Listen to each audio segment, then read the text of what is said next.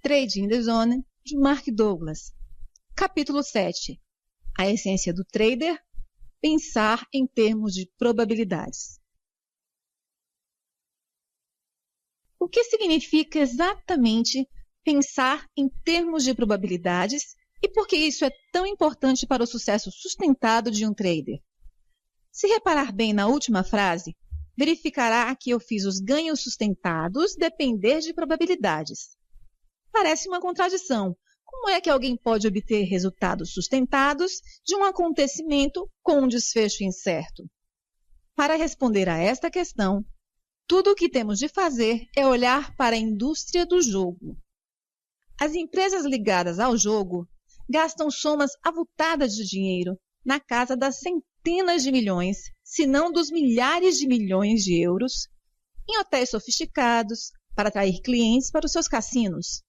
Se já esteve em Las Vegas ou em Macau, sabe exatamente do que estou a falar.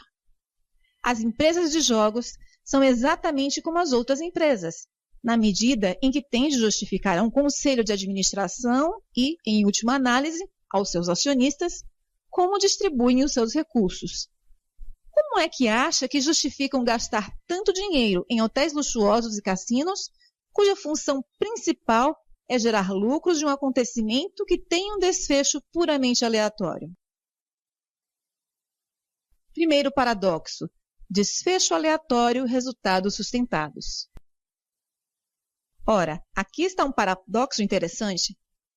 Os cassinos geram lucros sustentadamente dia após dia e ano após ano, promovendo um acontecimento que tem um desfecho puramente aleatório.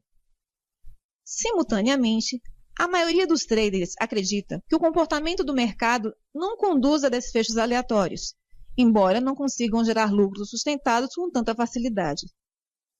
Não deveria um desfecho não aleatório produzir resultados sustentados e um desfecho aleatório produzir resultados não sustentados? Aquilo que os proprietários dos cassinos, os jogadores experientes e os melhores traders percebem é que os acontecimentos que têm desfechos aleatórios podem produzir resultados sustentados se as probabilidades de jogarem a seu favor e a sua dimensão for suficientemente grande. O trader menos experiente não consegue perceber isso, ao contrário dos melhores traders, que encaram o trading como uma loteria, semelhante à forma como os cassinos e os jogadores profissionais encaram o jogo. Olhemos, por exemplo, para o blackjack.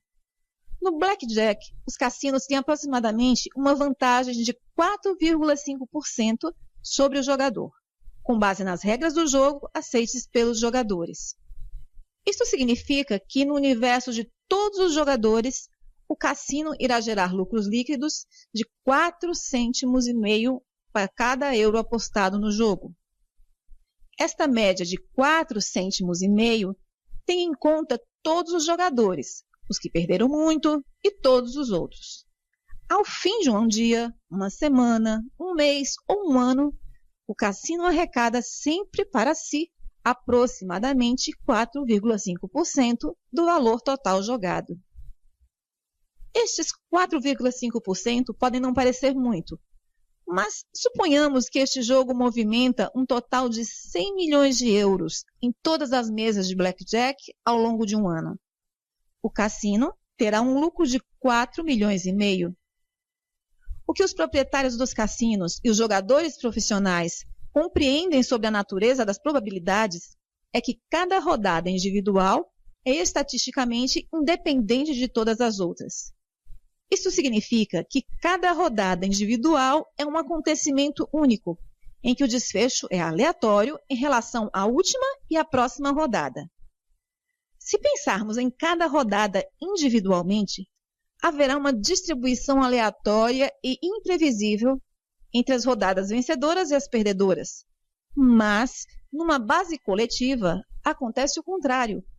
Com um número de rodadas suficientemente grande, irão emergir padrões que produzem um desfecho consistente, previsível e estatisticamente fiável.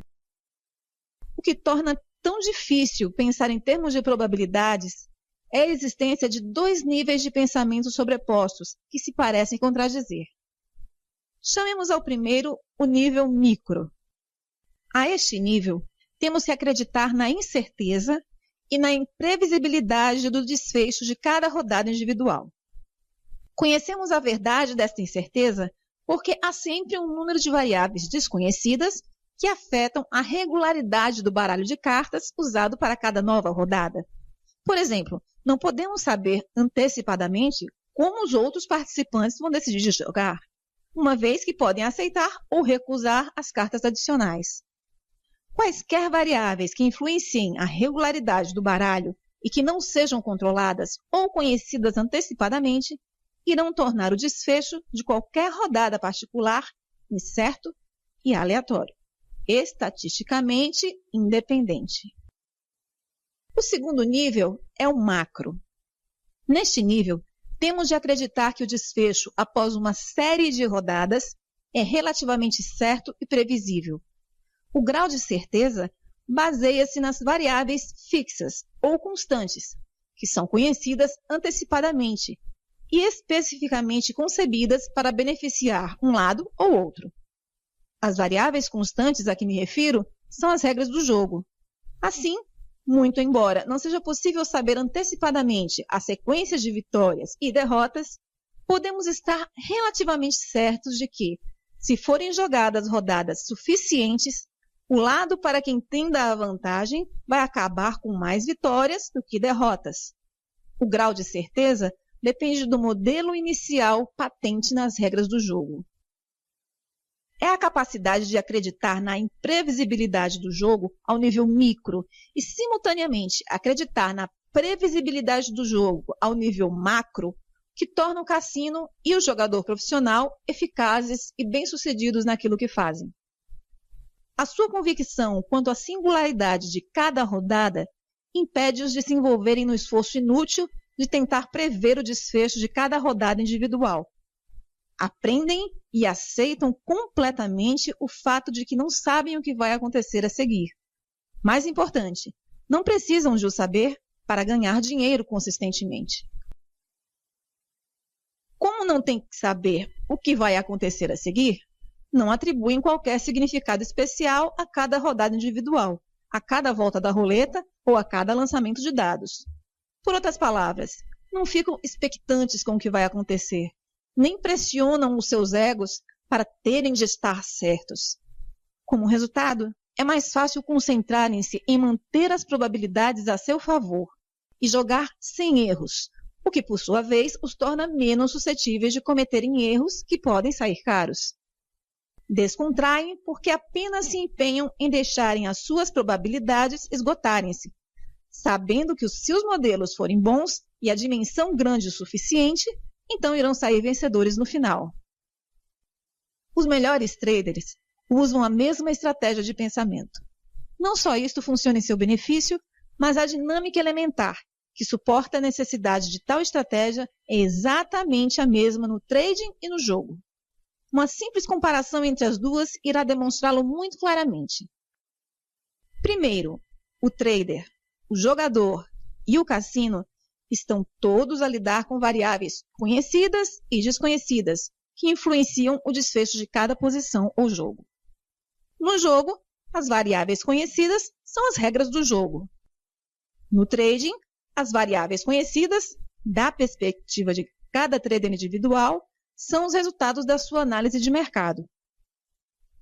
A análise de mercado encontra padrões comportamentais nas ações coletivas de todos os que participam num determinado mercado.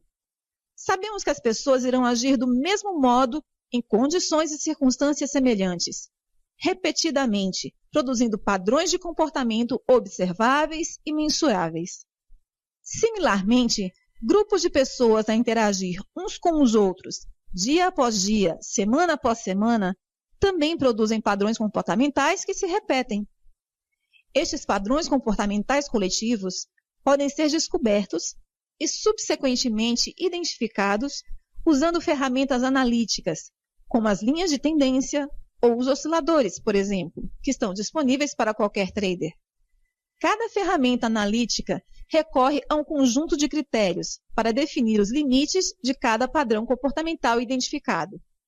O conjunto de critérios e os limites identificados são as variáveis de mercado conhecidas pelo trader. Estão para o trader individual, como as regras do jogo estão para o cassino e para o jogador. Quero com isto dizer que as ferramentas analíticas do trader são as variáveis conhecidas, que determinam as probabilidades de sucesso de qualquer trade específico, do mesmo modo que as regras do jogo determinam as probabilidades de sucesso a favor do cassino. Segundo, sabemos que no jogo algumas variáveis desconhecidas influenciam o desfecho de cada jogo. No blackjack, desconhece-se a ordem do baralho, o modo como os jogadores escolhem jogar na sua vez. No craps, é o modo como os dados são lançados. E na roleta, é a força aplicada para fazer girar a roda. Todas estas variáveis desconhecidas influenciam o desfecho de cada acontecimento individual, de tal forma que faz com que cada acontecimento seja estatisticamente independente de qualquer outro, criando assim uma distribuição aleatória entre vitórias e derrotas. O trading também envolve um conjunto de variáveis desconhecidas, que influenciam o desfecho de qualquer padrão comportamental específico que um trader pode identificar como a sua oportunidade de entrar. No trading, as variáveis desconhecidas são todos os outros traders que podem entrar no mercado para realizar ou fechar uma posição. Cada posição contribui para a evolução do mercado num dado momento, o que significa que cada trader, agindo com base no que pensa estar caro ou barato, contribui para o padrão de comportamento coletivo que é exibido naquele momento. Se for possível identificar um padrão e se as variáveis usadas para definir aquele padrão corresponderem à definição de um sinal positivo para um trader em particular, então podemos dizer que o mercado está a oferecer ao trader uma oportunidade para comprar em baixa ou vender em alta. Suponhamos que o trader agarra a oportunidade e realiza o trade. Que fatores irão determinar se o mercado evolui na sua direção ou contra ele? A resposta é o comportamento dos outros traders. No momento em que abre uma posição e enquanto se mantiver nela, outros traders estarão a participar naquele mercado. Estarão a agir igualmente com base no que acreditam estar caro ou barato. Num dado momento, uma percentagem dos outros traders estará a confirmar o sinal que o nosso trader identificou, e outra percentagem de trades estará a fazer o seu oposto. Não há forma de saber antecipadamente como todos os outros traders se irão comportar e como o seu comportamento irá influenciar o nosso trade, pelo que o seu desfecho é incerto. O fato é que o desfecho de qualquer trade é sempre influenciado pelo comportamento subsequente de outros traders ativos no mercado, tornando incerto o desfecho de todos os trades. Como todos os trades têm um desfecho incerto, então, tal como no jogo, cada posição tem de ser estatisticamente independente do trade seguinte, do último trade ou de quaisquer trades no futuro, embora o trader possa usar o mesmo conjunto de variáveis conhecidas para identificar a sua oportunidade. Além disso, se o desfecho de cada trade for estatisticamente independente de todos os outros, também tem de haver uma distribuição aleatória entre ganhos e perdas em uma determinada sequência ou num conjunto de trades, embora as probabilidades de sucesso para cada trade possam jogar a favor do trader. Terceiro, os proprietários dos cassinos não tentam prever ou saber antecipadamente o desfecho de cada acontecimento. Para além de que, seria extremamente difícil, dadas as variáveis desconhecidas em cada jogo. Tal não é necessário para criar resultados consistentes. Os donos dos cassinos sabem que tudo o que têm de fazer é manter as probabilidades a seu favor e garantirem um número suficientemente grande de jogadores para que as suas probabilidades se concretizem. O trading no momento. Os traders que aprenderam a pensar em termos de probabilidades abordam os mercados praticamente da mesma maneira. No nível micro, acreditam que cada trade e oportunidades são únicos. O que sabem sobre a natureza do trading é que num dado momento o mercado pode gerar um gráfico exatamente igual ao que gerou em algum momento anterior. E as medidas geométricas e os cálculos matemáticos usados para determinar cada oportunidade podem ser exatamente os mesmos. Mas a consistência do mercado, num momento e no momento seguinte, nunca é a mesma. Para que qualquer padrão específico seja, neste momento, exatamente o mesmo que foi em algum momento anterior, seria preciso que todos os traders que participaram daquele momento anterior estivessem presentes. Mas ainda, cada um deles teria também de interagir com os outros exatamente da mesma forma durante o período de tempo suficiente para produzir exatamente o mesmo desfecho do padrão observado. As probabilidades de tal acontecer são nulas. É extremamente importante que compreenda este fenômeno, porque as implicações psicológicas não podiam ser mais importantes. Podemos usar todas as ferramentas para analisar o comportamento do mercado e encontrar os padrões que representam as melhores oportunidades e, de um ponto de vista analítico, estes padrões podem parecer precisamente os mesmos de todos os pontos de vista, tanto a nível matemático como gráfica. Mas se a constituição do grupo de traders, que constitui um padrão presente, diferir nem que seja numa só pessoa, então o desfecho do padrão presente será diferente do padrão passado. O exemplo do analista e do presidente ilustra essa ideia muito bem. Só é preciso um trader, algures no mundo, com uma convicção diferente sobre o futuro para mudar o desfecho de qualquer padrão de mercado específico e contrariar o sinal que aquele padrão eventualmente apresenta. A característica mais elementar do comportamento do mercado é que cada situação de mercado do momento presente, cada padrão de comportamento do momento presente e cada oportunidade do momento presente é sempre uma ocorrência única, com o seu próprio desfecho, independente de todos os outros. A singularidade implica que tudo pode acontecer, seja o que conhecemos, esperamos ou antecipamos, ou o que não conhecemos, ou não podemos saber, a menos que tivéssemos aptidões perceptíveis extraordinárias. Um fluxo constante de variáveis conhecidas e desconhecidas cria um ambiente probabilístico em que não sabemos ao certo o que irá acontecer a seguir. Esta última frase pode parecer lógica, mesmo evidente, mas há aqui um problema enorme, que é tudo menos lógico ou evidente. Estar consciente da incerteza e compreender a natureza das probabilidades não é o mesmo que possuir a aptidão para trabalhar eficazmente do ponto de vista probabilístico. Pode ser difícil pensar em termos de probabilidades, porque as nossas mentes não processam naturalmente a informação desta maneira.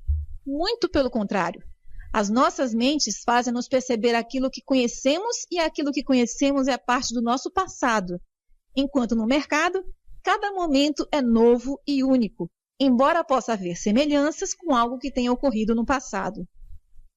Isto significa que, a menos que treinemos as nossas mentes para perceber a singularidade de cada momento, essa singularidade será automaticamente filtrada para fora da nossa percepção.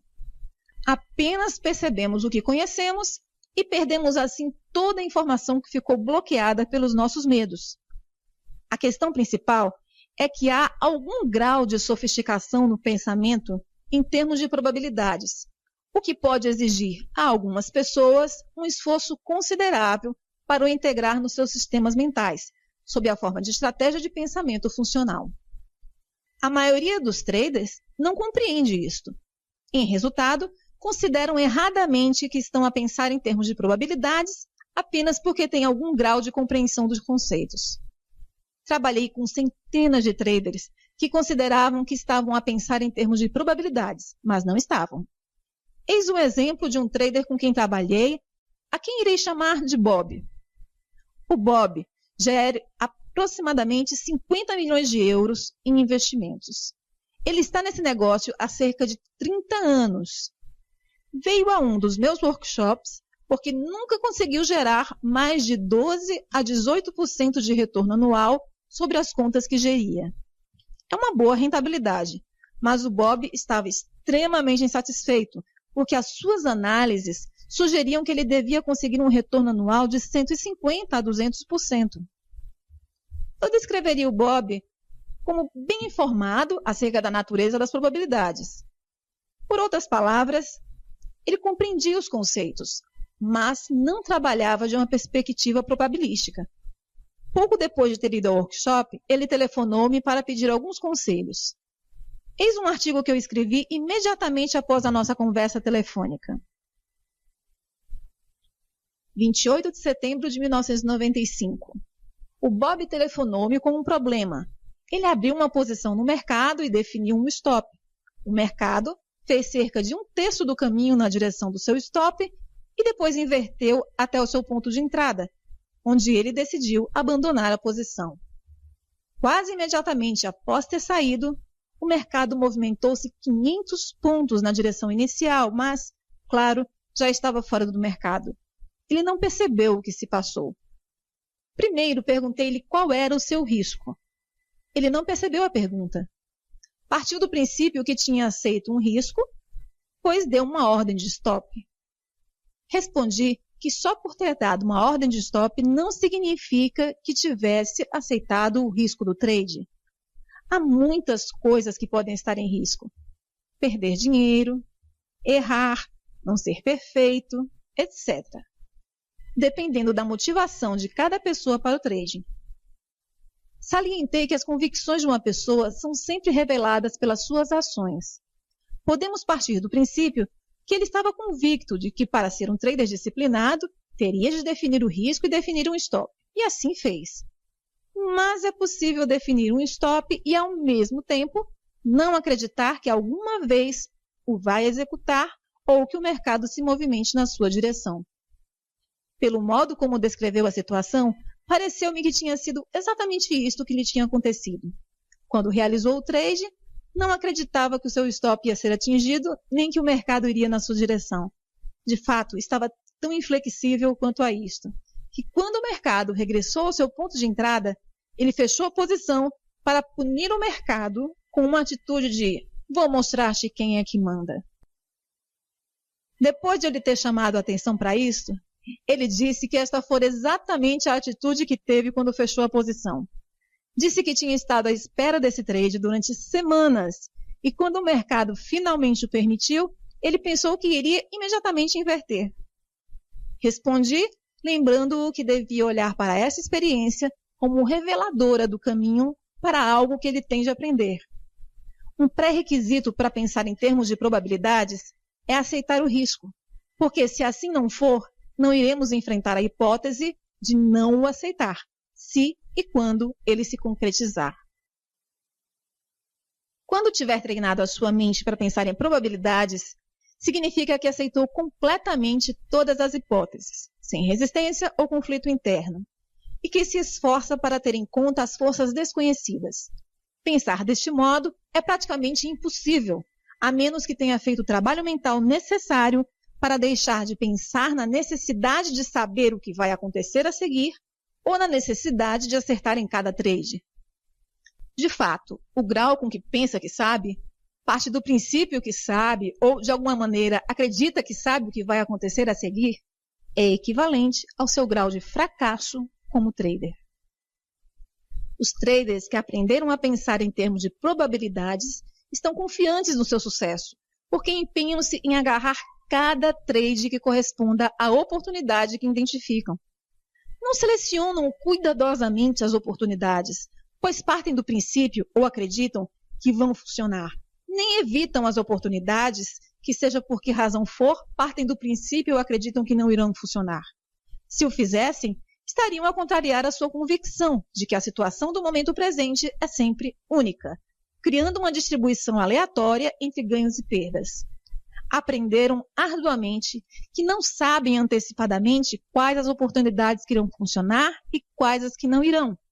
Deixam então de tentar prever desfechos e descobrem que, ao agarrar todas as oportunidades, estão a aumentar o volume dos seus trades, o que, por sua vez, aumenta a probabilidade de terem um desfecho favorável, tal como nos cassinos. Por outro lado, Por que pensa que os traders que não são bem-sucedidos são obcecados com a análise de mercado? Eles anseiam pela sensação de certeza e segurança que a análise lhes parece dar. Embora poucos o admitam, a verdade é que o trader comum quer acertar em todos os trades. Tenta desesperadamente criar certezas onde ela simplesmente não existe. A ironia é que se ele aceitasse completamente o fato de que a certeza não existe, iria criar a certeza porque anseia. Iria ter a certeza de que a certeza não existe. Quando se aceita a incerteza de cada posição e a singularidade de cada momento, termina nossa frustração com o trading. Além disso, deixamos de estar vulneráveis aos erros que reduzem a nossa capacidade de sermos consistentes e destroem a nossa autoconfiança. Por exemplo, não definir o risco antes de abrir uma posição é de longe o mais comum de todos os erros de trading. Considerando o fato de que tudo pode acontecer, não faria sentido determinar como o mercado tem de estar antes de executar um trade para saber se a sua oportunidade está a funcionar ou não. Assim, por que é que o trader comum não decide fazê-lo ou fazê-lo sempre? Já dei a resposta no capítulo anterior, mas há mais a dizer sobre isto e também há uma lógica complicada envolvida. No entanto, a resposta é simples. O trader comum não predefine o risco ao abrir uma posição porque acredita não ser necessário. E acha que não é necessário porque acredita que sabe o que vai acontecer a seguir. E a razão por que acredita que sabe o que vai acontecer a seguir é porque não abre uma posição até estar convencido de que está certo. No ponto em que estiver convencido que o trade será ganhador, já não é necessário definir o risco, porque se ele está certo, deixa de haver risco. Os traders comuns fazem o exercício de se convencerem que estão certos antes de abrirem uma posição, porque a alternativa, estar errado, é simplesmente inaceitável. Lembre-se que as nossas mentes estão programadas para associar. Em resultado disso, estar errado em qualquer trade específico pode estar associado a qualquer outra experiência na vida de um trader em que tenha errado. A implicação é que qualquer trade pode facilmente lançá-lo para a angústia acumulada de todas as vezes em que ele já esteve errado ao longo da sua vida. Dada a enorme acumulação de energia negativa por resolver que existe na maioria das pessoas a envolver o significado de estar errado, é fácil perceber por que é que cada trade pode literalmente adquirir um significado de uma situação de vida ou de morte. Assim, para o trader comum determinar como o mercado tem de parecer ou soar para lhe dizer que um trade não está a funcionar, iria criar um dilema irreconciliável. Por um lado, ele quer desesperadamente ganhar, e a única forma de ganhar é participando, mas a única forma de participar é se tiver a certeza de que o trade vai ser bom. Por outro lado, se ele definir o risco, está a reunir deliberadamente argumentos que vão negar algo do que já se tinha convencido.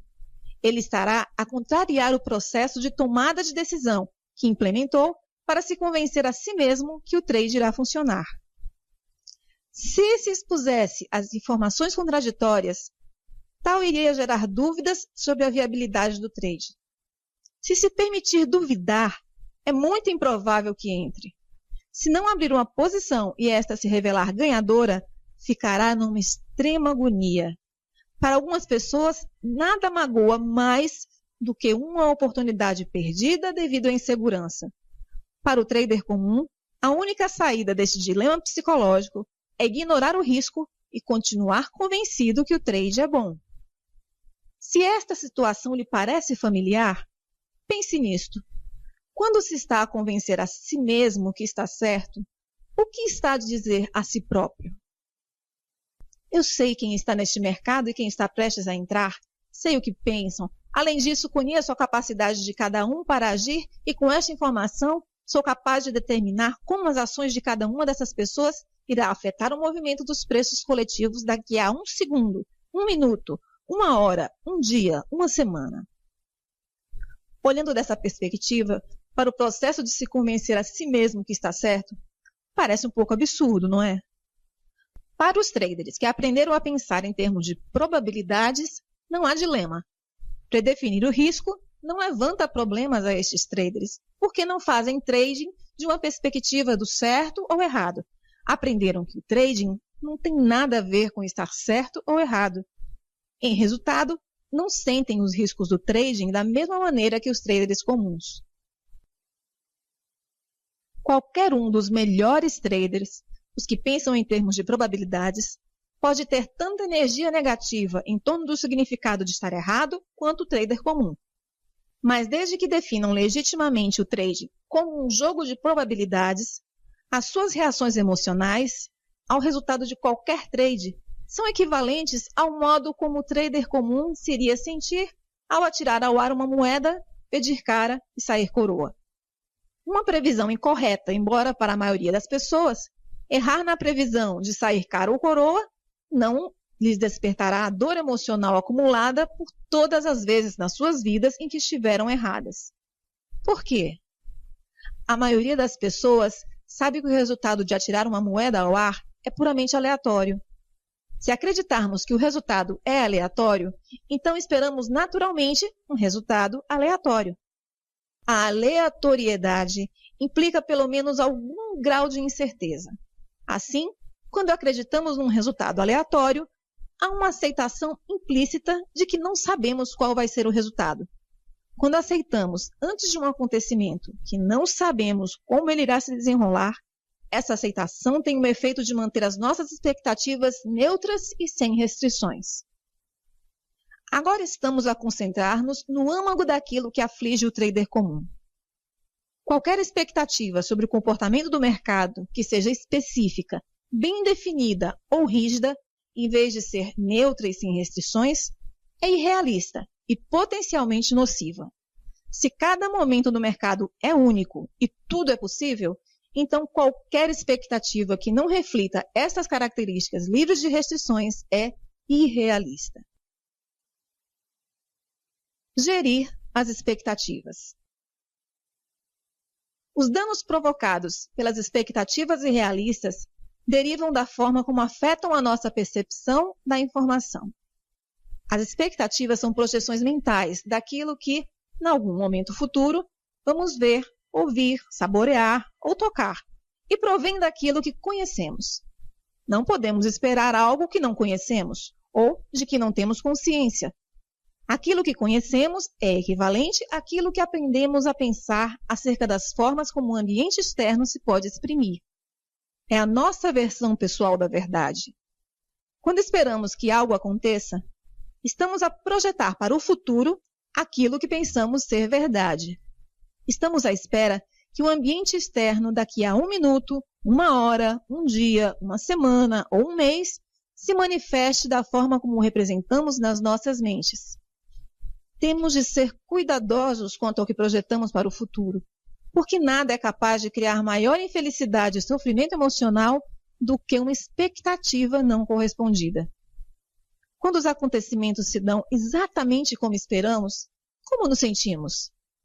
A resposta é geralmente muito bem, o que inclui, entre outras, a sensação de felicidade, alegria, satisfação e bem-estar. A menos, é claro, que se concretize algo terrível, porque tenhamos esperado. Inversamente, como nos sentimos quando as nossas expectativas não se concretizam? A resposta universal é dor emocional.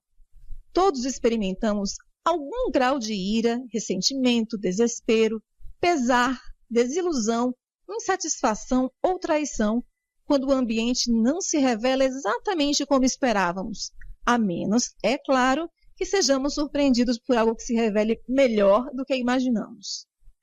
É aqui que nos deparamos com problemas. Como as nossas expectativas provêm daquilo que conhecemos, esperamos, naturalmente, que o que pensamos conhecer esteja certo. Assim, já não estamos num estado mental neutro ou aberto. E não é difícil compreender por quê. Se achamos que nos vamos sentir tranquilos, se o mercado se comportar como esperamos, ou sentir ameaçados se fizer o contrário, então não estamos no estado mental neutro ou aberto. Muito pelo contrário, o poder da convicção que alimenta a expectativa fará com que percebamos sinais do mercado de forma a confirmar aquilo que esperamos. Naturalmente, gostamos de nos sentir bem. E os nossos mecanismos de proteção para evitar a dor emocional irão proteger-nos dos sinais de mercado que não confirmam aquilo que esperamos, para evitar que nos sintamos mal. Tal como já indiquei, as nossas mentes estão concebidas para nos ajudar a proteger da dor, tanto física como emocional. Estes mecanismos de proteção para evitar a dor emocional existem tanto ao nível consciente como subconsciente. Por exemplo, se um objeto vem na direção da nossa cabeça, reagimos instintivamente para sair do caminho. Baixar a cabeça não exige um processo consciente de tomada de decisão. Por outro lado, se virmos o objeto e tivermos tempo para pensar, podemos decidir apanhar o objeto, afastá-lo com a mão ou baixar a cabeça. Estes são exemplos de como nos protegemos conscientemente da dor física. A maneira como nos protegemos da dor emocional ou mental funciona da mesma forma, exceto que estamos agora a proteger-nos de informação. Por exemplo, o mercado gera sinais que se vai movimentar numa direção específica. Se houver uma diferença entre aquilo que queremos ou esperamos e aquilo que o mercado se prepara para fazer, então os nossos mecanismos de proteção para evitar a dor emocional entram em ação para compensar as diferenças. Tal como a dor física, este mecanismo opera tanto ao nível consciente como subconsciente. Para nos protegermos de informação potencialmente causadora de dor emocional ao nível consciente, racionalizamos, justificamos, arranjamos desculpas, reunimos informação para neutralizar, ficamos irados ou simplesmente mentimos a nós mesmos. Ao nível subconsciente, o processo para evitar a dor emocional é muito mais sutil e misterioso. A este nível, a mente pode bloquear momentaneamente a nossa capacidade de vislumbrar alternativas. Ora, nessa batalha, os nossos mecanismos de proteção conseguem limitar a visão de alternativas, como se não existissem. Para ilustrar este fenômeno, recorro a um exemplo já referido. Estamos num trade em que o mercado se movimenta contra nós. De fato, o mercado criou uma tendência na direção oposta àquilo que esperamos. Normalmente, não teríamos problemas em identificar ou perceber este padrão, não fosse o fato de o mercado estar a se movimentar contra nós. Neste caso, o padrão torna-se irrelevante, invisível, porque é-nos difícil reconhecê-lo. Para evitar a dor emocional, estreitamos o nosso foco e concentramos-nos na informação que nos protege dela, independentemente do quão insignificante ou limitada seja. Entretanto, a informação que indica claramente a presença de uma tendência e a oportunidade de transacionar na sua direção torna-se invisível.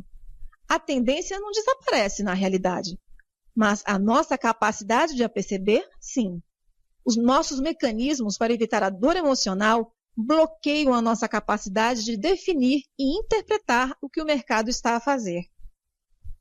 A tendência irá então permanecer invisível até o mercado inverter a nosso favor, ou até sermos forçados a sair porque a pressão de perder dinheiro se torna insuportável.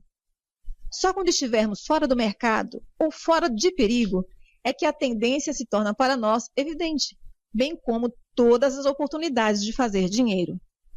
Este é um bom exemplo de uma percepção tardia. Tudo que noutras circunstâncias seria perceptível torna-se perfeitamente claro para nós após o acontecimento, quando já não há nada do que as nossas mentes tenham de se proteger. Todos conseguimos desencadear mecanismos de proteção para evitar a dor emocional, porque estes decorrem naturalmente do funcionamento das nossas mentes. Pode haver alturas em que nos estejamos a proteger a nós mesmos de situações que trazem à superfície feridas emocionais ou traumas firmemente implantados que não estamos preparados para enfrentar ou para os quais não temos as aptidões ou recursos adequados para lidar.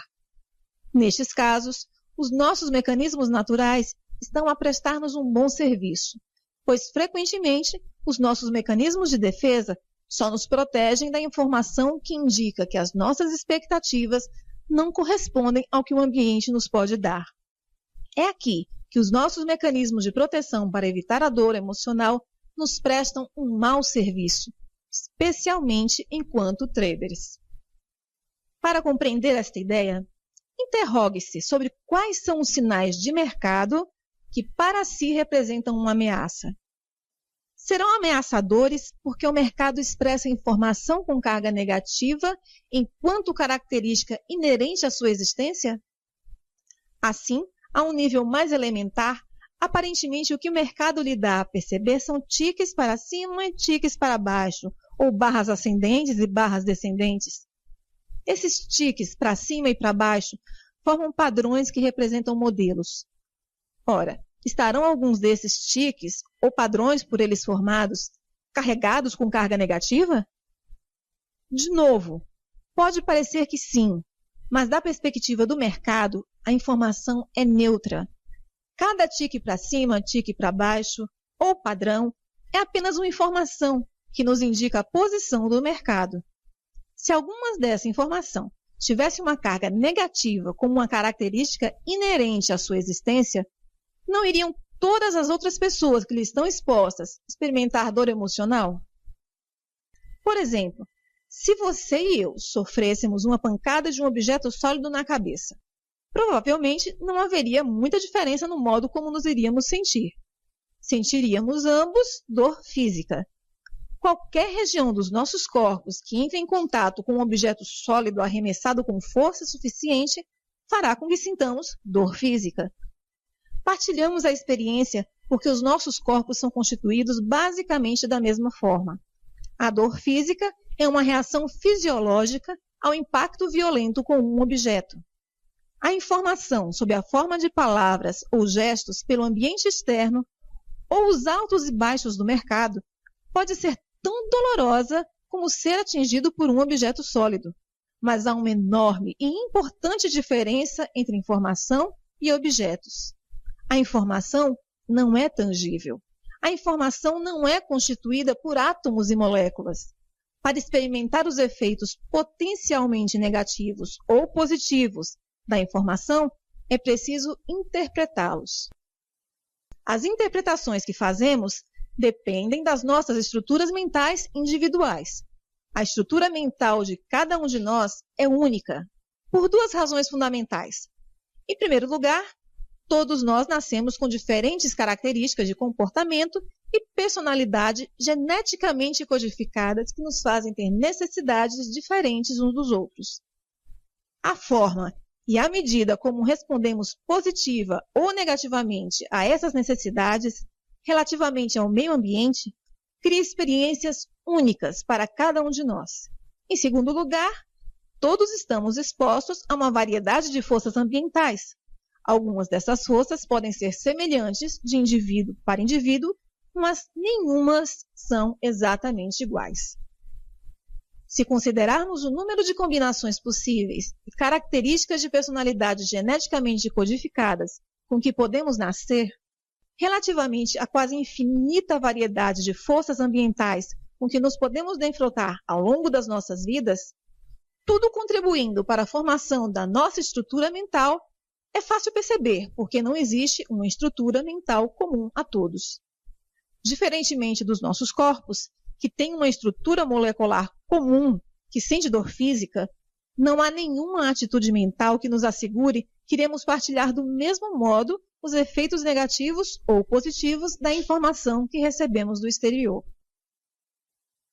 Por exemplo, alguém está a insultá-lo com a intenção de agredir emocionalmente. Da perspectiva do ambiente, esta é a informação com carga negativa. Mas sente os efeitos negativos pretendidos? Não necessariamente. Só se interpretar a informação como negativa é que a vai sentir como tal.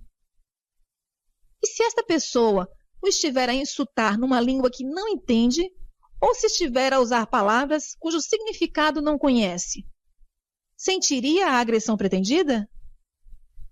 Não, até estar na posse de uma estrutura que ajude a definir e compreender as palavras de forma depreciativa. Alguma pessoa que exprima amor genuíno está a projetar sinais com carga positiva. Digamos que a intenção por detrás da expressão desses sentimentos positivos é transmitir afeto, ternura e amizade. Mas há algo que nos assegure que a pessoa ou pessoas a quem essa informação com carga positiva é dirigida a irá interpretar e sentir como tal? Não, não há. Alguém com uma baixa autoestima ou alguém que tenha sido magoado nas suas relações irá erradamente confundir uma expressão de amor genuíno com outra coisa qualquer, interpretando mal essa informação. No caso de uma pessoa com baixa autoestima, se acreditar que não merece ser amada daquela forma, irá achar difícil, se não impossível, considerar como genuíno ou real o que lhe está a ser oferecido.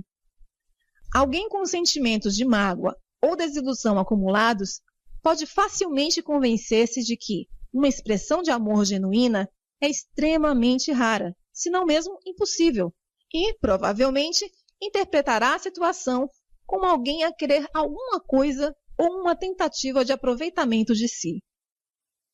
Tenho a certeza de que não preciso continuar com mais exemplos. O que pretendo dizer é que cada um irá definir, interpretar e, consequentemente, sentir a informação que recebe da sua própria maneira. Não há um padrão de forma de sentir ou que o ambiente está a oferecer, seja informação positiva, neutra ou negativa, simplesmente porque não há nenhuma estrutura mental padronizada para perceber informação. Consideremos que, como traders, a todo momento o mercado nos oferece algo para perceber. Num sentido, poderíamos dizer que o mercado está a comunicar-se conosco. Se partirmos da premissa de que o mercado não gera informação com carga negativa como característica inerente à sua existência, podemos então colocar a seguinte questão: o que faz com que a informação assuma uma qualidade negativa? Por outras palavras, de onde vem exatamente a ameaça? Se não vem do mercado, então tem de vir da forma como definimos e interpretamos os seus sinais. O modo de definir e interpretar a informação está associado àquilo que achamos que sabemos, ou daquilo que acreditamos ser verdade. Se aquilo que sabemos ou em que acreditamos for de fato verdade, e não iríamos acreditar se não o fosse, então, quando nos projetamos para algum momento futuro, sob a forma de expectativa, esperamos naturalmente estarmos certos. Quando esperamos estar certos, qualquer informação que não confirme a nossa versão da verdade torna-se automaticamente uma fonte de ameaça. Qualquer informação que tenha o potencial de ser ameaçadora também tem o potencial para ser bloqueada, distorcida ou a sua importância diminuída pelos nossos mecanismos de proteção para evitar a dor emocional. É esta característica particular na forma como as nossas mentes funcionam que nos podem realmente prestar um mau serviço. Como traders, não nos podemos dar ao luxo de deixar os nossos mecanismos afastar-nos do que o mercado nos comunica acerca das suas oportunidades para entrar, sair, aumentar ou reduzir uma posição só porque segue um caminho que não queremos ou não esperamos. Por exemplo, quando observamos um mercado sem ter a intenção de entrar, alguma subida ou descida faz com que nos sintamos irados, desapontados, frustrados, desiludidos ou traídos? Não. A razão é que não está nada em jogo. Estamos simplesmente a observar a informação que nos diz onde está o mercado naquele momento. Se os altos e baixos que observamos formarem algum tipo de padrão comportamental que identificamos, não o reconhecemos imediatamente. Sim, pela mesma razão. Não está nada em jogo. Não está nada em jogo porque não há expectativa. Não projetou no futuro o que acredita, considera ou pensa saber sobre aquele mercado em um determinado momento no futuro. Em resultado, não há nada para acertar ou errar, pelo que a informação não tem capacidade para ser ameaçadora ou ganhar carga negativa. Sem expectativa específica, não coloca limites ao comportamento do mercado. Sem barreiras mentais, estará disposto a perceber tudo o que aprendeu sobre a natureza e a forma como o mercado se movimenta, Não há nada para os seus mecanismos de proteção para evitar a dor emocional excluírem ou distorcerem para o proteger. Nos meus workshops, peço sempre aos participantes para resolverem o seguinte paradoxo fundamental do trading. De que forma um trader tem que aprender a ser simultaneamente rígido e flexível? A resposta é: temos de ser rígidos nas nossas regras e flexíveis nas nossas expectativas.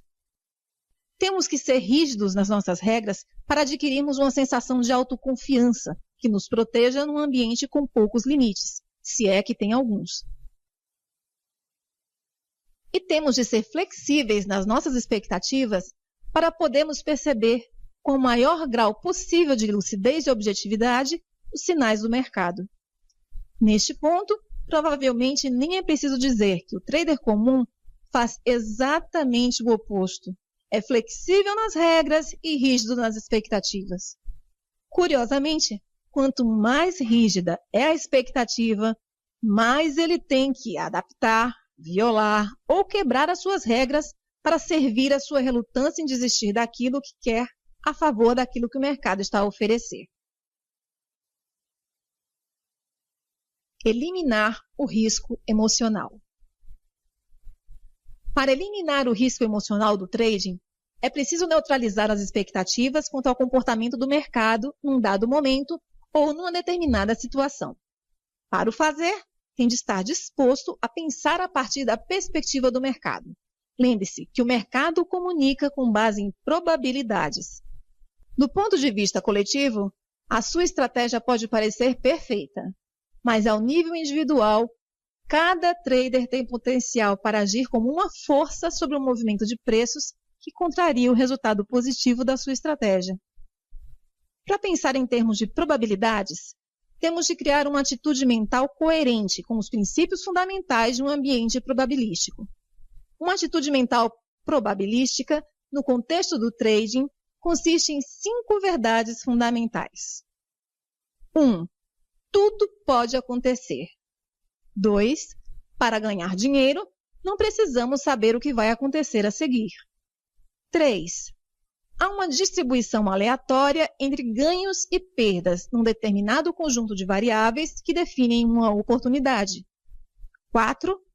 Uma oportunidade não é mais do que uma probabilidade maior da ocorrência de um acontecimento do que outro. 5. Cada momento no mercado é único. Lembre-se que a sua vulnerabilidade para sentir dor emocional vem da forma como define e interpreta os sinais do mercado. Quando adota estas 5 verdades, as suas expectativas irão estar sempre em sincronia com as realidades psicológicas do mercado. Com as expectativas adequadas, irá eliminar a sua disponibilidade para definir e interpretar os sinais do mercado como ameaçadores, e com isso, neutralizar eficazmente o risco emocional do trading. A ideia é desenvolver um estado mental despreocupado, que aceite completamente o fato de que há sempre forças desconhecidas a operar no mercado. Quando tornamos estas verdades partes funcionais do nosso sistema de convicções, a parte racional da nossa mente irá defender essas verdades, do mesmo modo que defende qualquer outra convicção que tenhamos sobre a natureza do trading. Isso significa que, pelo menos a um nível racional, a nossa mente irá defender-se automaticamente da ideia ou do pressuposto de que sabe o que vai acontecer a seguir.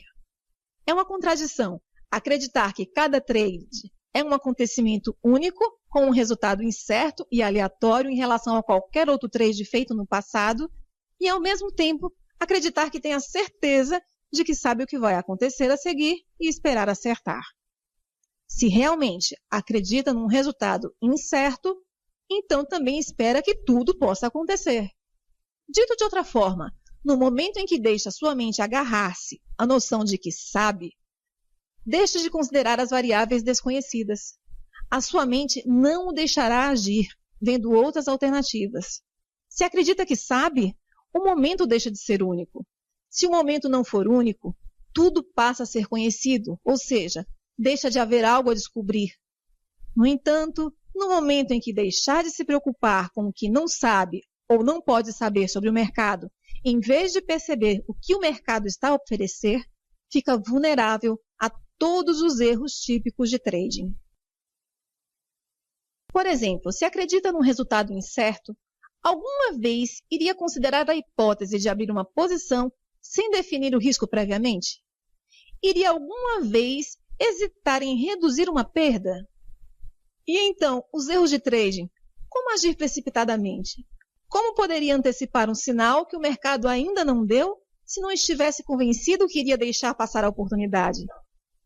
Por que é que iria deixar uma posição ganhadora tornar-se perdedora ou não ter uma forma sistemática de encaixar ganhos se não estivesse convencido que o mercado flui indefinidamente na sua direção?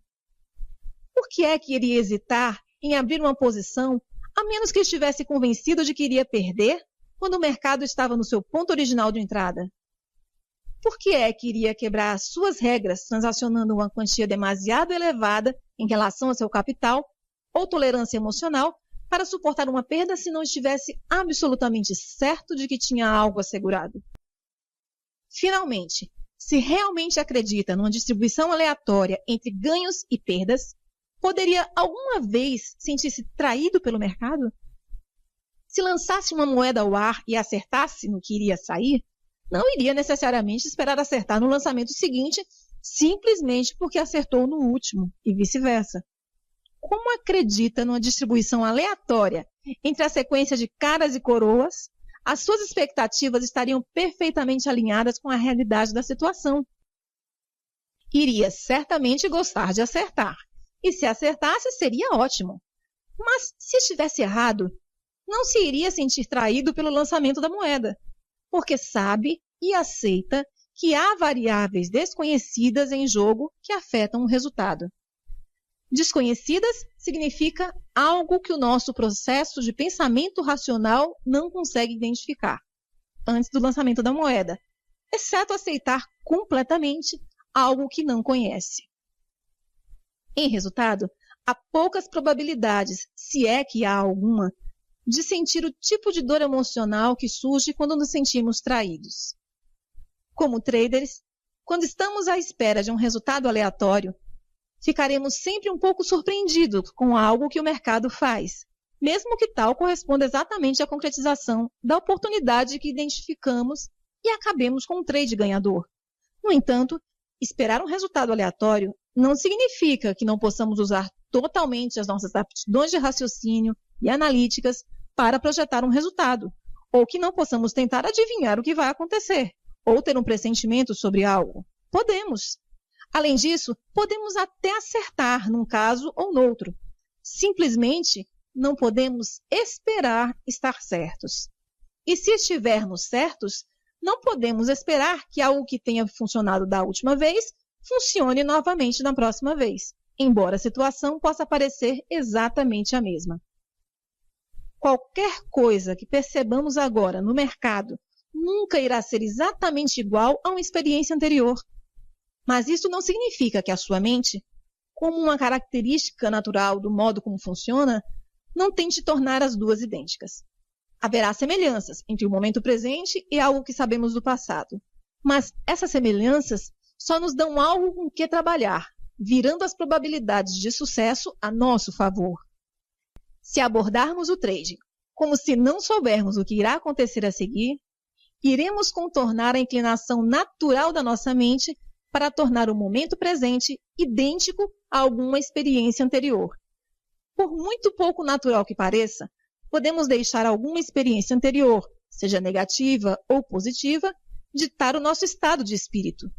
Se o fizermos, será muito difícil, se não impossível, perceber os sinais do mercado a partir do seu ponto de vista. Quando abro uma posição, tudo o que espero é que aconteça algo. Independentemente da qualidade do meu sistema, não espero nada mais do que um movimento do mercado. No entanto, há algumas coisas que dou por certas. Sei que, com base no comportamento passado do mercado, as probabilidades de se movimentar na direção da minha posição são boas ou aceitáveis, pelo menos em relação ao que estou disposto a gastar para descobrir se o faz de fato. Também sei, antes de abrir uma posição, quanto estou disposto a deixar o mercado movimentar-se contra a minha posição. Há sempre um ponto em que as probabilidades de sucesso são mínimas em relação ao potencial de ganho. Nesse ponto, não vale a pena gastar mais dinheiro para descobrir se o trade irá funcionar. Se o mercado chega a esse ponto, sei, sem qualquer dúvida, hesitação ou conflito interno, que irei fechar a posição. A perda não cria nenhum dano emocional, porque não interpreto a experiência negativamente. Para mim, as perdas são simplesmente o custo de fazer negócios, ou um montante de dinheiro que preciso de gastar para atingir os trades ganhadores. Se, por outro lado, o trade se revelar ganhador, na maioria dos casos tenho a certeza em que ponto irei realizar os meus ganhos. Se não tiver a certeza, certamente tenho uma ideia bastante concreta. Os melhores traders vivem no momento presente, porque não há estresse.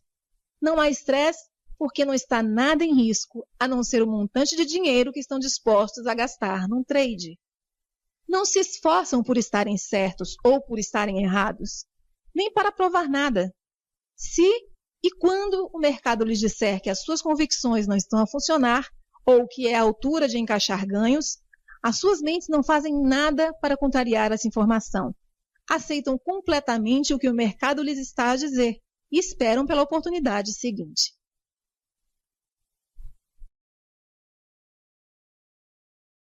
Trading the Zone, de Mark Douglas. Capítulo 8. Trabalhar com as suas convicções. Agora, a tarefa que tem pela frente é integrar no seu ambiente mental as 5 verdades fundamentais apresentadas no capítulo 7 a um nível funcional. Para o ajudar, iremos olhar detalhadamente para a natureza, as propriedades e as características das convicções.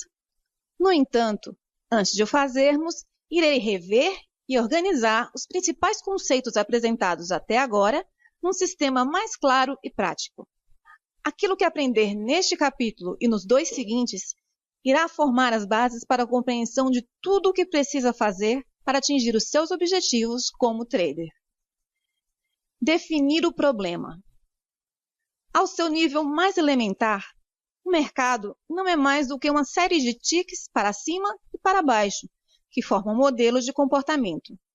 A análise técnica define estes modelos como padrões.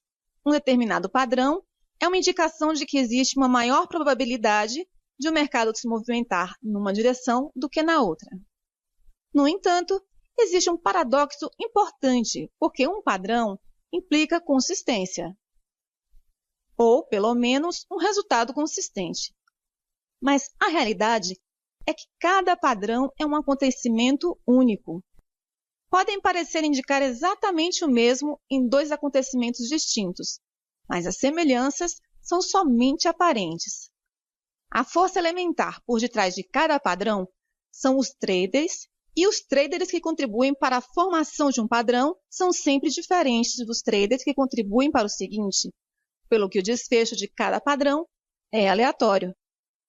As nossas mentes têm uma característica estrutural, um mecanismo de associação, que pode fazer com que seja difícil lidar com este paradoxo.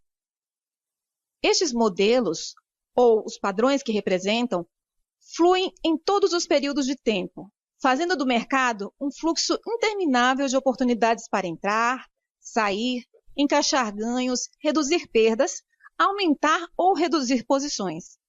Por outras palavras, da perspectiva do mercado, cada momento oferece a cada trader a oportunidade de fazer algo em seu benefício. O que nos impede, então, de percebermos cada momento presente como uma oportunidade para fazermos algo, para agirmos adequadamente ou para não agirmos de todo? Os nossos medos. Qual é a origem dos nossos medos? Sabemos que não é o mercado, porque da perspectiva do mercado, os padrões que criam as subidas e as descidas não têm carga positiva nem negativa. Em resultado disso, as subidas e as descidas não têm capacidade para nos colocar num determinado estado de espírito, negativo ou positivo. Perder a nossa objetividade cometer erros ou excluir-nos do fluxo de oportunidades. Se não é o mercado que nos faz entrar num estado de espírito com carga negativa, então o que é? A forma como definimos e interpretamos os sinais que recebemos. Então, o que determina o que recebemos e o modo como definimos e interpretamos essa informação? Aquilo que acreditamos ou supomos ser verdade. As nossas convicções, a funcionar em conjunto com os mecanismos de associação e com os mecanismos de proteção para evitar a dor emocional, funcionam como uma força sobre os nossos 5 sentidos, fazendo com que percebamos, definamos e interpretemos os sinais de mercado de tal forma que estejam em consonância com aquilo que esperamos. Aquilo que esperamos corresponde àquilo que acreditamos ou pressupomos ser verdade. As expectativas são convicções projetadas para um momento futuro. Cada momento é único da perspectiva do mercado. Mas se os sinais gerados pelo mercado forem semelhantes em qualidade e propriedades a algo que já está nas nossas mentes, os 2 conjuntos de informações, interno e externo, ligam-se automaticamente. Quando esta ligação ocorre, desperta um determinado estado de espírito, confiança, euforia, medo, terror, desilusão, pesar, traição, etc., que corresponde a convicções, pressupostos ou memórias às quais a informação externa já estava associada. Isso faz parecer que o que percebemos no exterior é exatamente o mesmo que já estava implantado dentro de nós. É o nosso estado de espírito que faz com que o que percebemos do exterior, no mercado, pareça verdadeiro e indiscutível. O nosso estado de espírito tem sempre a verdade absoluta. Se eu me sentir confiante, então estou confiante. Se me sentir com medo, então fico com medo. Não podemos lutar contra a energia que flui para nossa mente e corpo num determinado momento. E porque eu sei indiscutivelmente como me sinto, posso dizer que também sei a verdade do que estou a perceber fora de mim nesse momento. O problema é que o modo como nos sentimos é sempre para nós a verdade absoluta, embora situações que despertaram o nosso estado de espírito possam ser verdadeiras ou não, relativamente ao mercado, num determinado momento. Recordemos o exemplo da criança e do cão. A criança sabia, sendo para ela um fato indiscutível, que qualquer cão que encontrasse depois do primeiro seria perigoso, devido à forma como se sentia depois de ter entrado no seu território de consciência. O segundo cão não lhe causou medo. A sua memória com carga negativa, a funcionar em conjunto com o seu mecanismo de associação e o seu mecanismo de proteção para evitar a dor emocional, é que lhe causaram o medo. A criança experimentou a sua própria versão da verdade, que não correspondia às possibilidades que existiam no ambiente. A sua convicção acerca da natureza dos cães era limitada relativamente às possíveis características manifestadas pelos cães. Mas o estado mental que experimentava cada vez que encontrava um cão fazia acreditar que sabia exatamente o que esperar deles. Este mesmo processo faz-nos acreditar que sabemos exatamente o que esperar do mercado, quando a realidade é que há sempre forças desconhecidas a operar a todo momento. O problema é que, no instante em que pensamos que sabemos o que esperar, deixamos simultaneamente de ter em consideração todas as forças desconhecidas e as várias hipóteses criadas por essas forças. As forças desconhecidas são outros traders a abrir e fechar posições, com base nas suas convicções sobre o futuro. Por outras palavras, na realidade, não podemos saber exatamente o que esperar do mercado, até conseguirmos ler as mentes de todos os traders que têm potencial para agir com uma força sobre o movimento de preços, o que não é uma hipótese muito provável. Como traders, não nos podemos dar ao luxo de cair na ilusão do "eu sei o que esperar do mercado". Podemos saber exatamente qual o potencial de uma oportunidade, ou apenas como nos parece, e podemos saber exatamente qual o potencial de uma oportunidade. ou apenas como nos parece e podemos saber exatamente quanto precisamos de arriscar para descobrir se essa oportunidade se confirma ou não. Podemos saber que temos um plano específico para encaixar mais-valias se um trade funcionar. Mas é tudo. Se deixamos que o que pensamos saber se transfira para a nossa interpretação do comportamento do mercado, arranjamos problemas.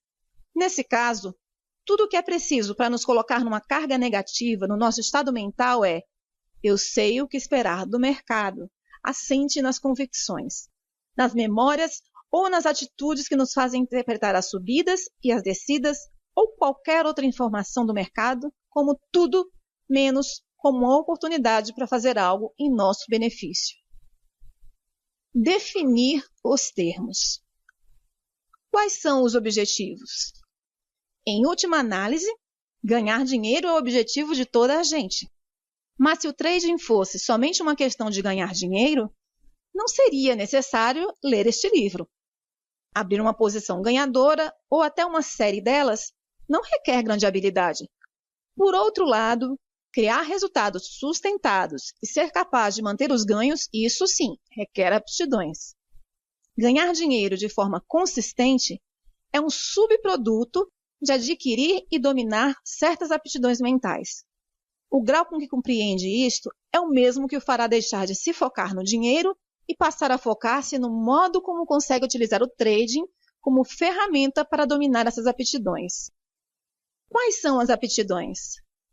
A consistência é o resultado de um estado mental objetivo e despreocupado, em que se está preparado para perceber e agir com base no que o mercado está a oferecer, seja o que for, num dado momento presente específico. O que é um estado mental despreocupado? Despreocupado significa confiante, mas não eufórico. Quando está num estado mental despreocupado, não sente medo, excitação ou impulso para fazer nada, porque eliminou eficazmente o potencial para definir e interpretar os sinais do mercado como ameaçadores. Para eliminar a sensação de ameaça, tende a aceitar completamente o risco. Quando tiver aceitado o risco, estará tranquilo com qualquer resultado. Para estar tranquilo com qualquer resultado, tem de conciliar algum conflito existente no seu ambiente mental com as 5 verdades fundamentais sobre o mercado. Além disso, tem também que integrar estas verdades no seu sistema mental como verdades elementares. O que é a objetividade? A objetividade é um estado mental em que conscientemente aprende sobre a natureza dos movimentos do mercado. Por outras palavras, nada está a ser filtrado ou alterado pelos seus mecanismos de proteção para evitar a dor emocional. O que significa estar preparado? Estar preparado significa exercer trading não tendo nada a provar. Não está a tentar ganhar ou a evitar perder, não está a tentar reaver o dinheiro ou vingar-se do mercado. Por outras palavras, vem para o mercado apenas para o deixar desenrolar-se à sua vontade no seu melhor estado mental para reconhecer e aproveitar as oportunidades que coloca à sua disposição. O que é o momento presente?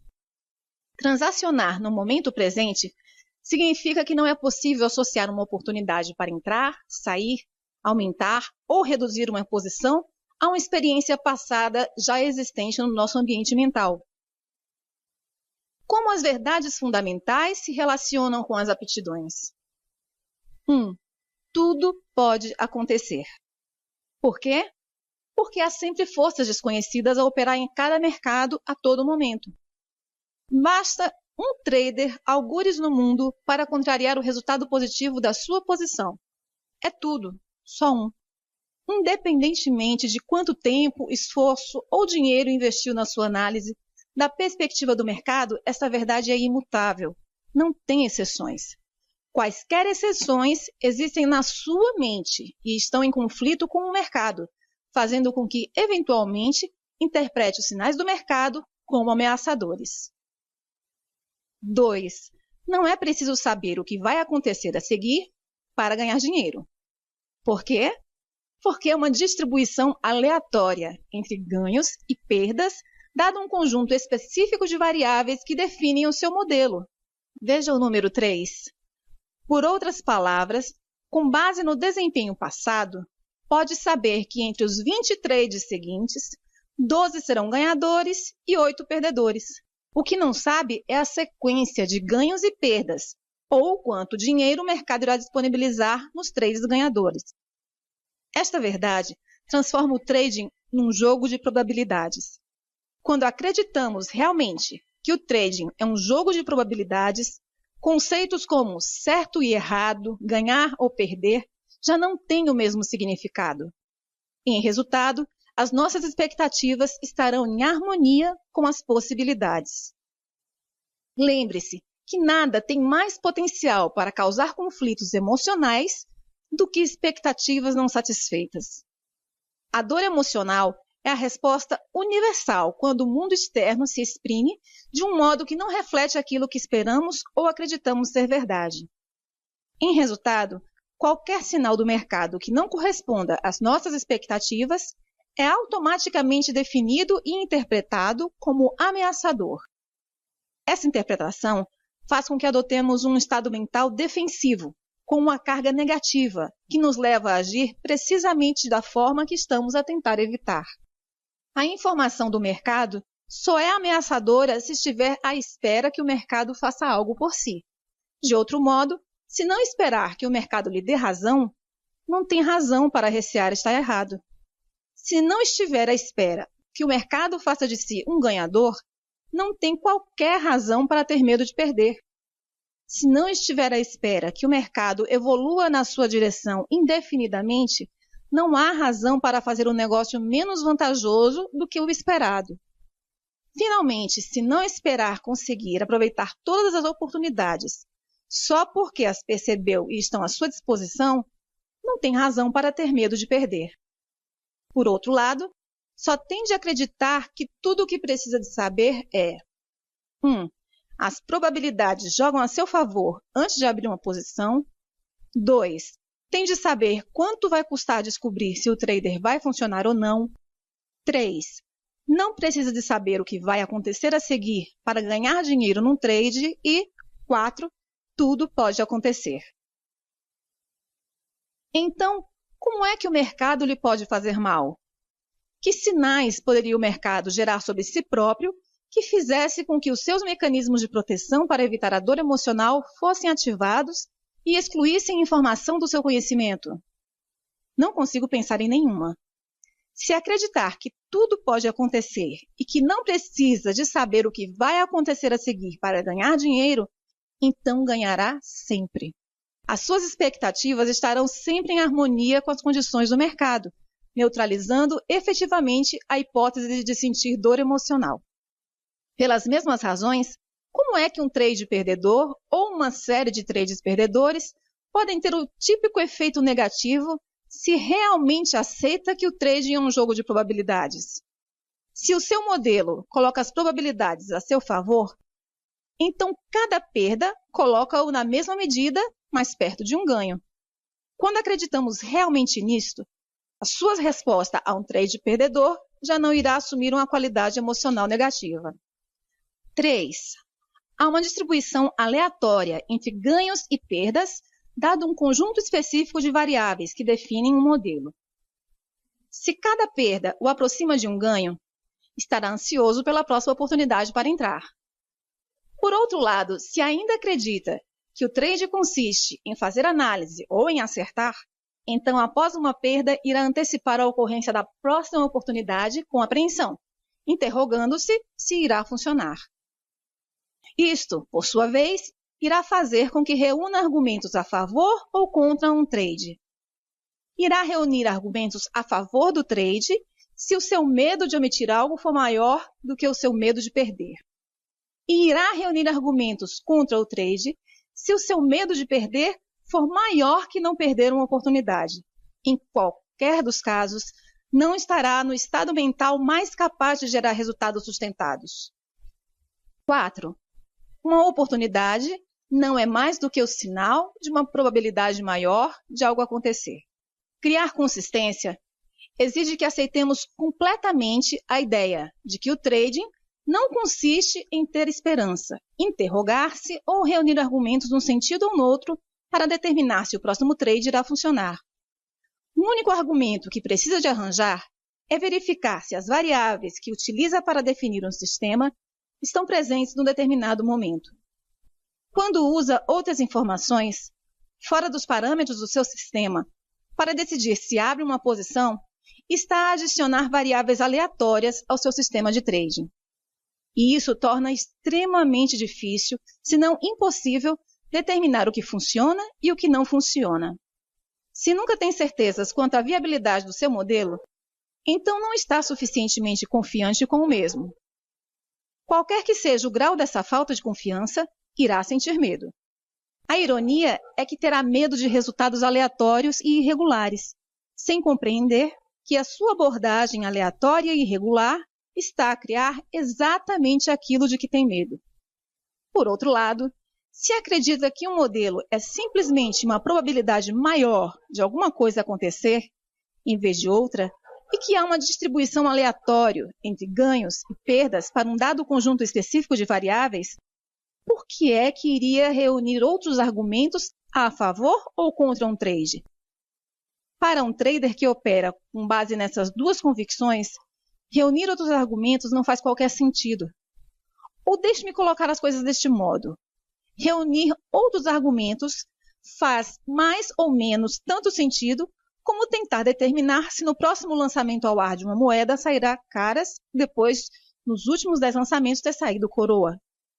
Independentemente de que argumentos considera sustentar o resultado cara, ainda há 50% de hipótese de no próximo lançamento sair coroa.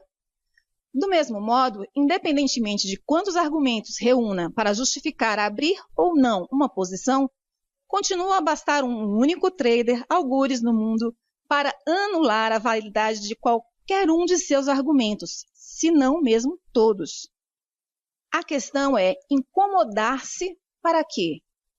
Se o mercado lhe está a oferecer uma oportunidade legítima, determine o risco e abra a posição. 5.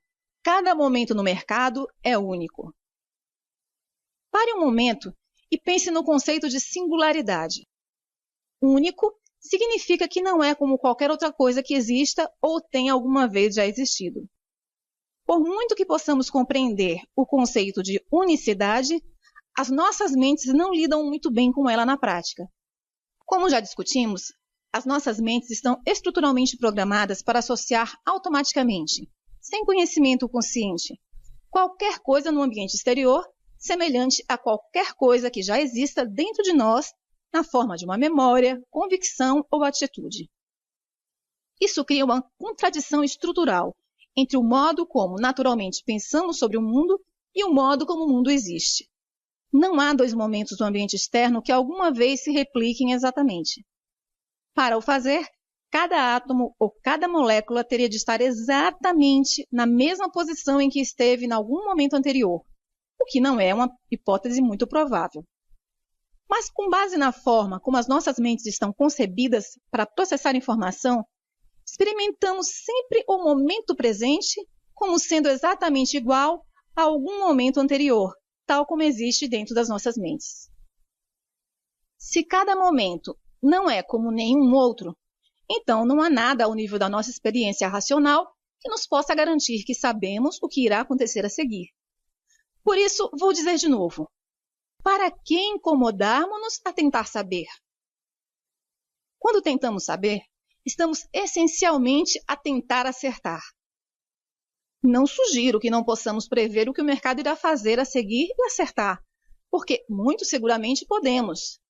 É no tentar que residem todos os problemas. Se acreditar que previu corretamente o mercado uma vez, irá naturalmente tentar fazê-lo de novo. Em resultado, a sua mente irá automaticamente começar a percorrer o mercado em busca do mesmo padrão, circunstância ou situação que permitiram ter previsto da última vez corretamente o seu movimento. Quando os descobrir, o seu estado mental irá fazer com que pareça que tudo está exatamente como estava da última vez. O problema é que, da perspectiva do mercado, não está. Em resultado, está a abrir caminho para a desilusão.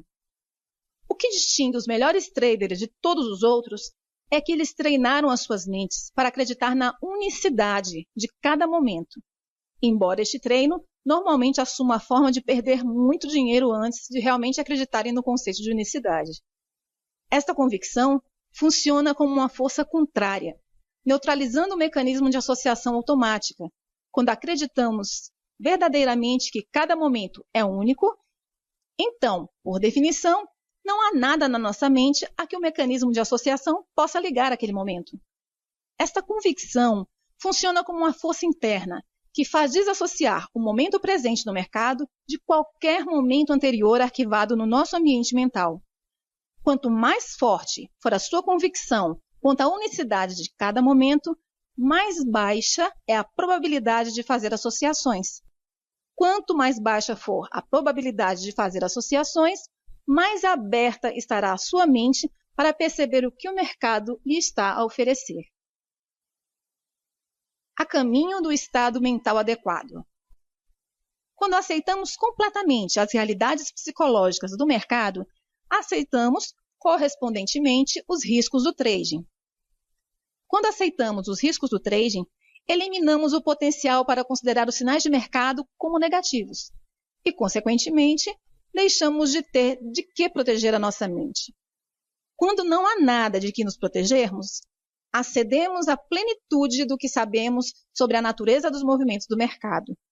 Nada ficará bloqueado, o que significa que iremos perceber todas as possibilidades que aprendemos, objetivamente. E como a nossa mente está aberta a um verdadeiro intercâmbio de energia, iremos muito naturalmente começar a descobrir outras possibilidades, posições vantajosas, que anteriormente não conseguíamos perceber. Para que a nossa mente esteja aberta a um verdadeiro intercâmbio de energia, não podemos estar num estado de saber ou acreditar que já sabemos o que vai acontecer a seguir. Quando estamos tranquilos com o fato de não sabermos o que vai acontecer a seguir, podemos interagir com o mercado deixando que nos diga, da sua perspectiva, o que é provável acontecer a seguir. Nesse ponto, estaremos no melhor estado mental para entrar espontaneamente naquele estado ótimo de simbiose entre a nossa mente e o comportamento do mercado, onde conseguiremos chegar ao fluxo de oportunidades do momento presente. Trade in the Zone, de Mark Douglas. Capítulo 9. A natureza das convicções. Chegados a este ponto, se consegue perceber os benefícios de adotar as 5 verdades fundamentais acerca do trading. A tarefa agora é aprender como integrar devidamente estas verdades no seu sistema mental, sob a forma de convicções elementares, sem entrarem em conflito com quaisquer outras convicções que possa defender. À primeira vista, pode parecer uma tarefa desencorajadora. Em outras circunstâncias, eu até concordaria consigo. Mas não, porque no capítulo 11 irei apresentar um exercício de trading simples, especificamente concebido para integrar devidamente estas 5 verdades sob a forma de convicções a um nível funcional. Um nível funcional é onde trabalhamos naturalmente com um estado mental despreocupado, tendo a noção exata do que precisa ser feito e com a capacidade de o fazer sem hesitação ou conflito interno. No entanto, alerta os que já tenham espreitado para o exercício. À primeira vista, o exercício de trading parece tão simples que podem sentir-se tentados a fazê-lo agora, antes de compreenderem as implicações de o fazer. Sugiro que reconsiderem. Há algumas dinâmicas sutis, embora profundas, envolvidas no processo de aprender a integrar novas convicções e a alterar outras existentes que entrem em conflito com as novas. Compreender o exercício de trading em si é fácil. Compreender como o utilizar para mudar as suas convicções é uma questão completamente diferente. Se fizer o exercício sem compreender os conceitos apresentados neste capítulo e no seguinte, não irá obter os resultados desejados. Também é importante que não dê por adquirido o esforço mental que terá de despender para aceitar totalmente esses princípios de sucesso. independentemente se os compreende bem ou não. Lembre-se de Bob, que acreditava que compreendia profundamente o conceito de probabilidades, mas não foi capaz de trabalhar numa perspectiva probabilística. Muitas pessoas cometem o erro de partir do princípio de que, quando compreendem algo, esse novo conhecimento torna-se automaticamente uma parte funcional da sua identidade. Na maior parte das vezes, compreender um conceito é só o primeiro passo do processo da sua integração a um nível funcional. Isto verifica-se especialmente para conceitos que lidam com o pensamento probabilístico. As nossas mentes não estão naturalmente programadas para serem objetivas ou ficarem no momento presente. Isso significa que temos de treinar ativamente as nossas mentes para pensarem desse ponto de vista. Para além do treino, pode haver um sem número de convicções em conflito para resolver. As convicções em conflito terão o efeito de sabotar as melhores intenções para trabalhar com um estado mental objetivo ou para experimentar o fluxo de oportunidades do momento presente. Por exemplo, suponhamos que passou anos a aprender a ler os mercados, ou gastou muito dinheiro a desenvolver ou a comprar sistemas técnicos, só para conseguir descobrir o que acontecerá a seguir. Agora, chegou à conclusão de que não precisa de saber o que vai acontecer a seguir, e que, ao fazê-lo, está a limitar a sua aptidão para ser objetivo ou se focar no momento. O que temos é um conflito direto entre a convicção antiga de que precisa de saber o que vai acontecer a seguir para ser bem-sucedido e o novo entendimento de que não tem de o saber. Ora, irá o seu novo entendimento neutralizar subitamente todo o tempo, dinheiro e energia despendidos a reforçar a convicção de que precisa de saber? Quem dera fosse assim tão fácil. Para alguns sortudos pode ser. Se lembrar do capítulo 4, quando falei sobre a distância psicológica do código de software, eu disse que alguns traders podem já estar tão perto destas novas perspectivas que tudo o que precisam é de reunir algumas das peças que faltam para criar uma experiência do tipo que altere o estado mental. No entanto, com base na minha experiência de trabalho com mais de 1000 traders, posso dizer que a maioria não está próximo desse estado mental. Para esses, pode ser preciso um considerável trabalho mental, além de muito tempo, para integrar devidamente os seus novos entendimentos sobre o trading nos seus ambientes mentais.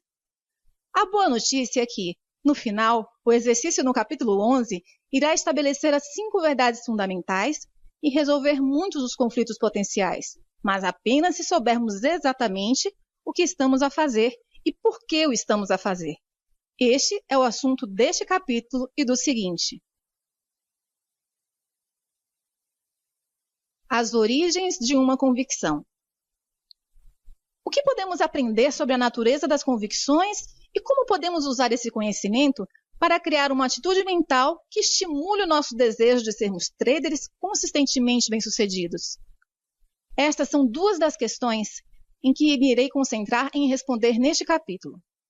Primeiro, olhemos para a origem das nossas convicções. Como se recorda, as memórias, as características e as convicções existem sob a forma de energia, especificamente energia estruturada. Anteriormente, reuni essas 3 componentes mentais para ilustrar. 1. Que as memórias, as características e as convicções não existem como matéria física. 2. Que a relação causa-efeito que existe entre nós e o meio exterior concebe esses elementos. E 3. Como a relação causa-efeito se inverte de modo que possamos perceber no ambiente externo o que aprendemos. Para chegar à origem das nossas convicções, vamos ter de separar essas componentes para ilustrar a diferença entre uma memória e uma convicção. A melhor maneira de o fazer é imaginarmos-nos na mente de uma criança. Eu diria que no início da vida de uma criança, as memórias das suas experiências existem na sua forma mais pura. Com isto, quero dizer que as memórias do que ela viu, ouviu, cheirou, tocou ou provou existem na sua mente como informação sensitiva, pura, que não está organizada ou associada a quaisquer palavras ou conceitos específicos. Por conseguinte, vou definir uma memória pura como informação sensitiva armazenada na sua forma original. Uma convicção, por outro lado, é uma persuasão íntima acerca da natureza e da forma como o ambiente externo se manifesta. Um conceito que combina informação sensitiva pura com um sistema de símbolos a que chamamos língua. Por exemplo, a maioria das crianças tem uma memória pura de como é ser tratada com amor por um progenitor. Mas só quando a criança aprende a ligar ou associar certas palavras com a informação sensitiva pura armazenada na sua memória, é que irá formar um conceito sobre como é ser cuidada com amor. A expressão "a vida é bela" é um conceito. Em si mesmas, as palavras constituem um conjunto de símbolos abstratos, sem significado. Mas se uma criança aprender ou decidir ligar essas palavras aos seus sentimentos com carga positiva quanto à forma como é cuidada, então as letras já não são um conjunto de símbolos abstratos e as palavras já não são uma expressão abstrata. A vida é bela torna-se uma distinção definitiva sobre a natureza da existência ou o modo como o mundo funciona. Similarmente, se a criança não recebesse os cuidados adequados às suas necessidades, pode com igual facilidade ligar as suas sensações de dor emocional a um conceito como a vida não é justa ou o mundo é um lugar terrível. Em qualquer caso, quando a energia positiva ou negativa das nossas memórias ou experiências se liga a um conjunto de palavras a que chamamos conceito, este adquire energia e, em resultado disso, é transformado numa convicção acerca da natureza da realidade. Se considerarmos que os conceitos são estruturados pelo sistema de uma língua e adquirem energia pelas nossas próprias experiências, torna-se claro por que me refiro às convicções como energia estruturada. Quando uma convicção surge, o que faz? Qual é a sua função? Em certos aspectos, parece ridículo colocar essas questões. Afinal, todos temos convicções. Estamos constantemente a expressar as nossas convicções tanto pela linguagem como através das nossas ações. Além disso, estamos constantemente a interagir com as convicções de outras pessoas quando elas as exprimem. No entanto, se perguntar exatamente o que faz uma convicção, provavelmente a sua mente ficará confusa. Por outro lado, se perguntar quais as funções dos seus olhos, ouvidos, nariz ou dentes, não teria problema em responder. As convicções são componentes tão importantes da nossa Constituição, em termos do impacto que tem na qualidade das nossas vidas, que é uma das grandes ironias da vida que sejam aquelas em que menos pensamos e que menos compreendemos. O que quero dizer com aquelas em que menos pensamos é que se tivermos um problema com uma das partes do nosso corpo, naturalmente centramos nela a nossa atenção e pensamos sobre o que precisamos de fazer para resolver o problema. No entanto, não nos ocorre que os problemas que possam limitar a qualidade das nossas vidas, por exemplo, infelicidade, insatisfação ou insucesso numa determinada área, estejam enraizadas nas nossas convicções. Este desvio de atenção é um fenômeno universal. Uma das características proeminentes das convicções é que tornam evidente e inquestionável o que experimentamos. De fato, se não fosse pelo intenso desejo que tem em vivenciar um sucesso consistente como trader, era provável que eu não estivesse a ler sobre este tema. Normalmente são precisos anos de frustração para as pessoas começarem a aceitar que podem ser as suas convicções a fonte das suas dificuldades. No entanto, embora as convicções sejam uma parte complexa da nossa identidade, não é preciso considerar esse processo de autoanálise como uma crítica.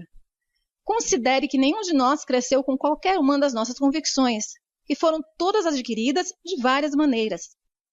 Muitas das convicções que têm um impacto mais profundo nas nossas vidas não foram sequer adquiridas livre ou conscientemente, foram introduzidas por outras pessoas.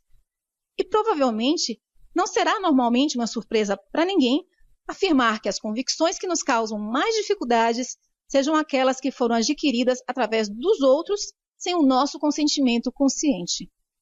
Refiro-me às convicções adquiridas quando éramos demasiado jovens e sem informação para compreender as implicações negativas daquilo que nos estavam a ensinar. Seja qual for a origem das nossas convicções, uma vez existentes, funcionam basicamente todas do mesmo modo. As convicções têm caráter e formas particulares de desempenharem as suas tarefas, ao contrário das diferentes partes dos nossos corpos. Por exemplo, se compararmos os meus olhos com os seus, ou as minhas mãos com as suas, ou os meus glóbulos vermelhos com os seus, podemos ver que não são exatamente iguais, mas têm características em comum que os faz funcionar de modo semelhante. Pela mesma razão, uma convicção de que a vida é bela funcionará da mesma maneira de uma convicção de que a vida é terrível. As duas convicções são diferentes e o efeito que cada uma tem na qualidade de vida de quem a profere é muito diferente, mas ambas as convicções irão funcionar exatamente da mesma forma. As convicções e o seu impacto nas nossas vidas. Num sentido mais amplo, as convicções moldam as nossas vidas. Como já referi, não nascemos com nenhuma das nossas convicções.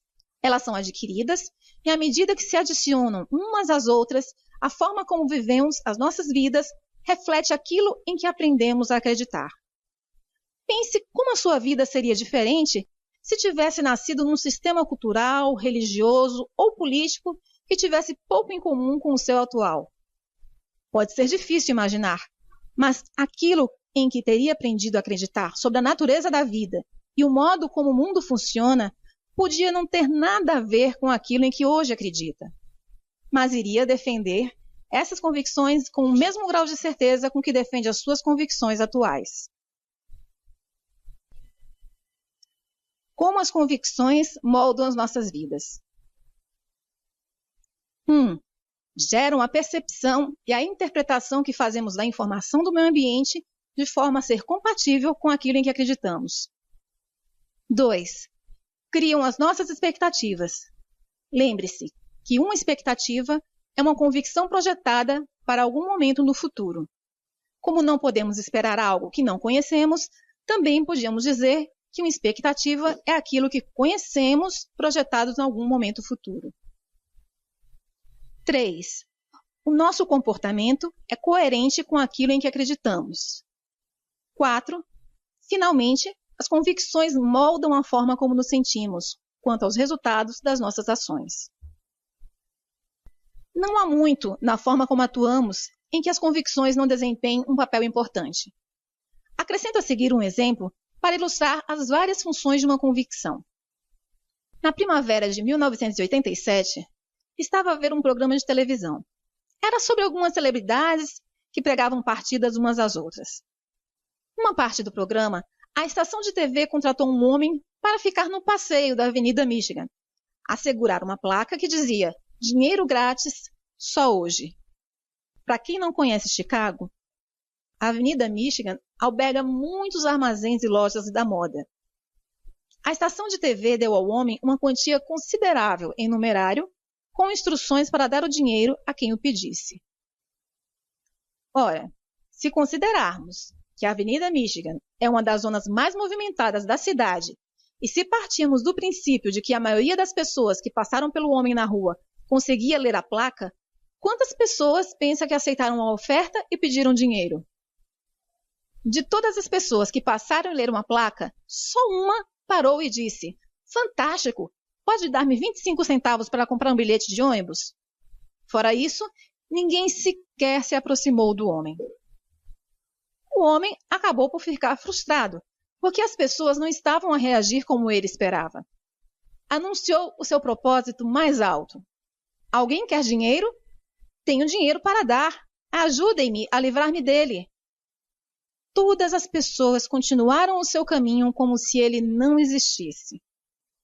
De fato, reparei que algumas pessoas se desviaram mesmo do seu caminho para o evitar. Quando um homem de terno e gravata se aproximou, dirigiu-se a ele e disse: "Quer algum dinheiro?" O homem respondeu: "Hoje não." Frustrado, retorquiu: "Quantas vezes acontece isto? Importa-se de aceitar o meu dinheiro?" Enquanto tentava entregar ao homem algum dinheiro. O homem respondeu com um brusco não e continuou a andar. O que passa? Por que é que ninguém, exceto a pessoa que precisava do bilhete de ônibus, pediu dinheiro? Se considerarmos que a maioria dos transeuntes podia ler a placa, mas mesmo assim não fazia o mínimo esforço para ir buscar o dinheiro, podemos pensar que não se interessavam por dinheiro. No entanto, isso é extremamente improvável, considerando o quanto das nossas vidas dedicamos à procura de dinheiro. Se estamos de acordo que as pessoas conseguiam ler a placa e que o dinheiro é importante para elas, então o que as teria impedido de pedirem uma parte para si? O ambiente estava a disponibilizar uma experiência que a maioria das pessoas teria adorado, alguém a dar dinheiro sem quaisquer condições associadas. Mas o fato é que ninguém prestava atenção. Podem não ter percebido o que estava disponível. Isso é difícil, porque a placa dizia claramente dinheiro grátis só hoje. No entanto, não é difícil perceber se considerarmos que a maioria das pessoas tem a convicção arraigada, um conceito muito forte sobre a forma como o mundo funciona, de que dinheiro grátis não existe. Se o dinheiro grátis realmente não existe, então como é que solucionamos a contradição óbvia entre essa convicção e a placa dizer que existe? É fácil. Simplesmente decidimos que o homem, com a placa, é maluco. Que mais poderia justificar um comportamento tão estranho se de fato o dinheiro grátis não existe? O processo de raciocínio que explicaria a contradição podia ser algo semelhante a isso. Toda a gente sabe que é raro obtermos dinheiro sem condições associadas, e muito menos de um estranho numa das ruas mais movimentadas da cidade. De fato, se o homem estivesse realmente a distribuir dinheiro, já estaria cercado pela multidão, podia até colocar a sua vida em perigo. Deve ser maluco, é melhor afastar-me dele. Quem sabe o que poderá fazer? Repare que cada componente do processo de pensamento descrito é coerente com a convicção de que o dinheiro grátis não existe. 1. As palavras dinheiro grátis não foram percebidas nem interpretadas tal como se pretendia. 2. Decidir que a pessoa com a placa tinha de ser maluca criou uma expectativa de perigo, ou pelo menos uma percepção de que se justificava ter cuidado. 3. Mudar intencionalmente o caminho para evitar contato com a pessoa com a placa é uma ação que é coerente com a expectativa de perigo. 4. Como é que cada pessoa se sentiu com o desfecho?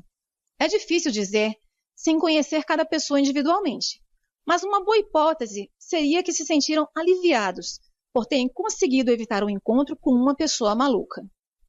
A sensação de alívio que resultou de evitar um encontro com um estranho é um estado mental. Lembre-se que o modo como nos sentimos, o grau relativo de energia com carga positiva ou negativa que flui através dos nossos corpos e mentes, é para nós a verdade absoluta. No entanto, as convicções que despertam em qualquer estado mental particular podem não ser a verdade relativamente às possibilidades disponíveis no ambiente. A sensação de alívio não é o único resultado nessa situação. Imagine como teria sido diferente a experiência se os transeuntes tivessem acreditado que existe dinheiro grátis.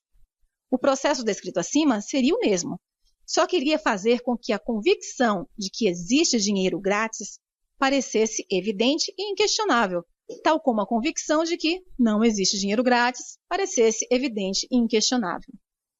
Um bom exemplo seria o da pessoa que disse: "Fantástico, pode dar 25 centavos para comprar um bilhete de ônibus?" Quando vi isto, tive a impressão de que esta pessoa seria provavelmente um pedinte e que poderia ter pedido a outra qualquer pessoa 25 centavos. Um pedinte é alguém que acredita absolutamente na existência de dinheiro grátis. Por conseguinte, a sua concepção e interpretação da placa foram exatamente o pretendido pela estação de TV. A sua expectativa e comportamento foram coerentes com a sua convicção. E como se sentiria ele quanto aos resultados? Obteve os seus 25 centavos, pelo que eu diria que ele ficou satisfeito. É claro que ele não sabia que poderia ter obtido muito mais. Há outro desfecho possível para o nosso cenário. Consideremos a hipótese de que alguém que acredita que o dinheiro grátis não existe, mas que mesmo assim assume essa possibilidade. Por outras palavras, algumas pessoas podem ficar tão intrigadas e curiosas que decidem suspender temporariamente a sua convicção de que o dinheiro grátis não existe. Esta suspensão temporária permite-lhes agir fora dos limites criados por uma convicção, para ver o que acontece. Assim, em vez de ignorarem o homem com a placa, que seria a primeira reação, a pessoa do nosso exemplo dirige-se a ele e diz: "Dê-me $10. O homem tira rapidamente uma nota de $10 do bolso e dá-lhe. O que acontece agora? Como se sente essa pessoa ao experimentar algo inesperado que contradiz completamente a sua convicção? Para a maioria das pessoas, a convicção de que o dinheiro grátis não existe é adquirida através de circunstâncias desagradáveis, para o dizer de forma moderada. A forma mais comum é dizerem-nos que não podemos ter alguma coisa porque é demasiado cara. Quantas vezes uma criança não ouve: "Mas o que você pensa? Dinheiro não nasce em árvore?" Ou seja, é uma convicção com carga negativa. Assim, a experiência de entregar dinheiro sem condições associadas e sem quaisquer comentários negativos iria provavelmente criar um estado mental de puro júbilo. De fato, a maioria das pessoas ficaria tão feliz que se iriam sentir compelidas a compartilhar essa felicidade e a nova descoberta com todas as pessoas que conhecessem. Posso imaginá-lo a regressar ao emprego ou à casa e no momento em que se encontra alguém, as primeiras palavras que saem da sua boca são: "Não vai acreditar no que me aconteceu." E embora queira desesperadamente que essas pessoas acreditem na sua história, provavelmente não vão acreditar. Por quê? Porque a sua convicção de que o dinheiro grátis não existe irá fazer com que interpretem a sua história de um modo a negar a sua veracidade. Para levar este exemplo um pouco mais longe, imaginemos o que aconteceria ao estado de espírito da pessoa do nosso exemplo se lembrasse que poderia ter pedido mais dinheiro. Está num estado de júbilo. No entanto, no momento em que esse pensamento lhe surge, ou alguém lhe lembra que poderia ter pedido mais dinheiro, o seu estado de espírito alegre irá imediatamente mudar para um estado de pesar com carga negativa. Por quê? Porque associou-lhe a convicção com carga negativa, que significa perder uma oportunidade. Em resultado, em vez de ficar contente com o que obteve, irá lamentar o que poderia ter obtido, mas não obteve. Convicções versus verdade. Nestes 3 exemplos, todos têm a sua versão individual. Se lhes perguntar, cada um descreveria o que viveu do seu ponto de vista, como se fosse a única versão verdadeira e válida da realidade. Contradição entre essas 3 versões da verdade sugere-me uma importante questão filosófica que precisa ser resolvida. Se as convicções limitam o nosso conhecimento da informação gerada pelo ambiente físico, para que percebamos esteja em consonância com o que acreditamos, então como é que sabemos o que é a verdade? Se as convicções limitam o nosso conhecimento da informação gerada pelo ambiente físico, para que o que percebemos esteja em consonância com o que acreditamos, então como é que sabemos o que é a verdade? Para responder a esta questão, temos de considerar 4 ideias. 1. O ambiente manifesta-se numa combinação infinita de formas. Se combinarmos todas as forças da natureza que interagem com tudo o que foi criado pelo homem, e se acrescentarmos as forças geradas por todas as formas possíveis de as pessoas se exprimirem, o resultado é um número de versões da realidade tal que seguramente iria impressionar até a pessoa com o espírito mais aberto. 2. Até termos adquirido a capacidade de perceber todas as formas possíveis em que o ambiente se pode exprimir, as nossas convicções irão sempre representar uma versão limitada das possibilidades do ambiente, sendo as nossas convicções uma visão sobre a realidade, mas não necessariamente uma declaração absoluta de realidade. 3. Se discordar da segunda afirmação, então pense que se as nossas convicções fossem um reflexo 100% rigoroso da realidade, então as nossas expectativas seriam sempre satisfeitas. Se as nossas expectativas fossem sempre satisfeitas, estaríamos num estado perpétuo de satisfação, com um sentimento permanentemente de felicidade, alegria e bem-estar, por a realidade física se revelar sempre exatamente como esperamos. 4.